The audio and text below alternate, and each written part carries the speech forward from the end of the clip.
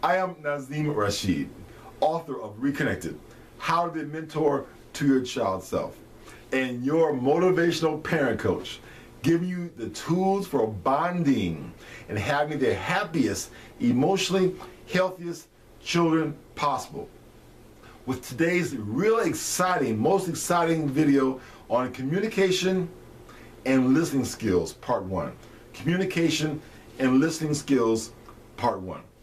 Let me tell you, this one is so important to me, so dear to me, so dear to me. As I was certified in the communication and listening skills, actually it was called conflict resolution. That's one of my certifications. You know, I was 20 years in the mental health and drug counseling field, so that's my background. And I had to learn this communication skills in order to teach peer counseling and mediation techniques in San Francisco when I was a training coordinator there. But besides learning it for the job, I know how I came up. And it was so dear to me because, you know, we didn't have healthy communication and listening skills in my household at all. My word, my perspectives, expressions were not honored. And there were no rules. So by me learning these formal skills, it was such a blessing. I said, man, there are really rules and specific things that we're supposed to do as communicators and as listeners. I said, my goodness, this is good for relationships, marriages, you know, on the job, everything. I loved it. So that's why I'm glad we're doing this section now, because you know, like I said, I have a personal investment in this. It was so fantastic for me, and it'll be fantastic for you. All right. Okay, there is a tremendous need, yes there is, for everyone, not just parents and children, to learn more about how to communicate and listen effectively. Communication and listening skills, like I was saying, were not taught nor modeled in my house, and no one I knew had these skills in their homes. Now at that time, everybody just did the best they knew how in their own self-centered way and didn't bother to find new tools, although the old ones employed were obviously not working. See, dysfunction continued and poor modeling became the standard in most homes, especially mine. Many children don't communicate what they are truly feeling unless they feel comfortable in doing so. This is really my story here. If the environment is not supporting their spirit, if folks are berating them, abusing them, ignoring them, or just not being loving enough, they are not going to feel like opening up. That makes them more vulnerable to more negative energies. The other children are not as sensitive, and they voice their feelings whether they are supported or not. In fact, my brother was like that. He was like a nervous Nelly around the house, you know, so he was always needing attention because he was always getting into things, you know. All right, since I'm preparing you to be the best parent you can be, you have to spend some time with this topic. As you're learning more, start paying attention to the expressions or lack thereof in your household, okay? The first concept I'm going to address is I messages and you messages. Again, I messages and you messages. I messages focus on your feelings and concerns, whereas you messages focuses on criticism and blaming. Hear that?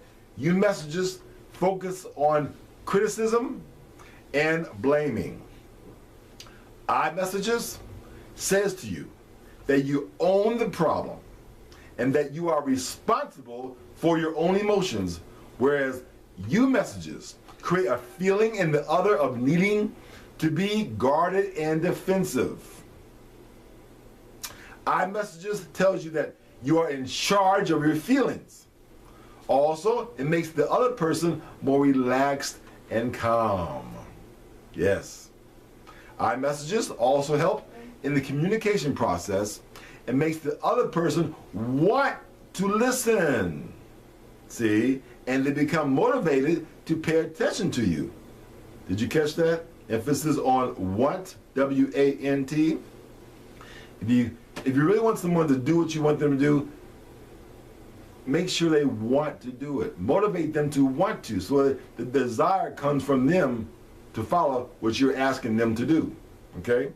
Very important. All right, instead of saying, "You made me so mad," you could say, "I am feeling angry about what just happened." Instead of saying, "You were kicked out of class again? You are so dumb," you could say, "I'm concerned that you're getting put out of class again and again, not staying long enough to learn the subject and pass with a good grade. This doesn't make me feel good at all." Instead of saying, "What in the world is wrong with you? Can't you see I'm on the phone? That TV is entirely too loud. You're so inconsiderate. What's wrong with you in the first place? Whose child are you?" and all that. You could say, "I am feeling frustrated right now because when the TV is so loud, I can't hear what the caller is saying." Makes more sense, huh? No, there is no guarantee that your child is going to listen to you even if you take the correct position and use the I messages. But at least you have done your part to communicate your feelings. You are also honoring your own inner child by acknowledging your feelings and expressing them. Too often, people don't acknowledge their own feelings. They don't. They bury their feelings deep within because they feel like no one wants to be bothered or no one else cares, so why should they? Yeah. See, if you don't have a healthy outlet for your feelings, then you are inviting these unacknowledged feelings to surface in unhealthy ways. That's right. All right, so now as you're getting prepared to be the new and improved wonderful parent that you are, you want to start practicing internally using I messages with yourself. Yes. You're going to tell yourself that you are going to honor your divine spirit and your feelings. As you look in the mirror, you will say, "I feel good when you feel good. I honor you in all the feelings that you express and don't express. Yes, yes, yes." As you're talking to your child, you're trying to prepare yourself. Just think how your child will feel by you saying that. Oh, I'm telling you, it's a miracle. As this becomes easier, when you're ready to interact with your child, your words and demeanor will flow naturally. See, you'll soon be able to make your child feel very comfortable as you tell him or her to express himself in an honorable way using I messages appropriately.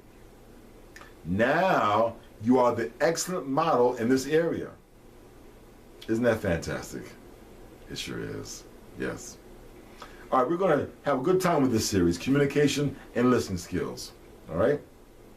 So, I am Nazim Rashid, your motivational parent coach. So I want you to subscribe to this YouTube channel of mine. Hit the subscribe button, subscribe, the like, and hit some some comments there. You can do that also. Let me know how you're feeling.